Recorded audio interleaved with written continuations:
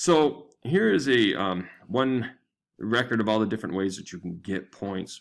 We will be taking some quizzes as we go through this, and for correct answers, you get you get points. We usually watch a couple of short videos, and if you do a guide, you'll get those points. Journals, there'll be 5 total where you record these, the adventures of your character. You basically make those up according to certain events. And then there's something we call choice work or optionals. All of these optionals are found in that purple workbook that we looked at on Canvas. It's otherwise known as Optionals PDF. We'll show you that here in a second. We actually haven't shown you that yet. We'll show you in a second. The next thing is, though, that when we say optionals, really we're not saying that you choose whether or not to do it. It means you choose which ones to do. So think about it as, I either pick A or B, not neither.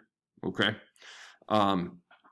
And the more of those optionals you do, the better off you'll be. And there will be people in this game who do literally every single optional. So you'll want to make sure that you're doing a bunch too to keep up. And we're planning on telling you to do that when you're not in person, right? That'll be kind of your homework. Just to show you, so on Canvas, under modules again, right? So you're under Panic. You will see Panic Purple Workbook, right? And when I open that up, it actually lists some of the readings and activities right away for the 20s. And there's some things for the 30s, but we're worrying about the 20s right now. There's a couple extra things that you can do that aren't readings, and then you can see how many points they're worth for effort points. The first reading would be the Automobile Revolution. Here on under Panic, actually under Assignments, you'll find all those optionals. So if I go to Assignments, we'll have these ready for you when we get into class. But you'll see all the different names of the optionals. We have Automobile Revolution here. In fact, we'll put that number 1 for you. But you'll open that up and you'll see what you'll have to do for that. There's some questions that you'll have to answer, okay, based on the reading. And then you would submit that. So I would work on it. I'd work on that. So again, I'd read about the Automobile Revolution. I'd answer the questions based on what I see. And then I would submit that back so that you can get effort points. And the effort points, again, is what you can control and what you'll want to do.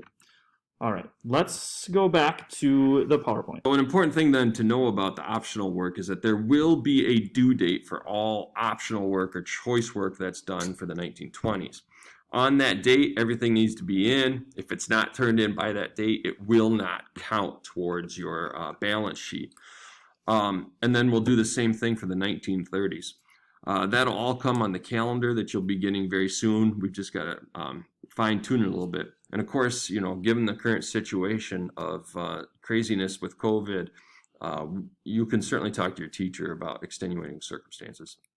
So we'll eventually introduce the stock market, probably more when we see you next. But you'll be able to buy and sell stocks in the game. We'll have about 3 or 4 companies that we'll give you some background on that you'll kind of know a little bit about, and which companies maybe you want to invest in. This will be all chance points, but this will be something you'll put on your balance sheet and you'll keep, and it'll be wealth and things of that nature. You have to get in the market at least once during the game.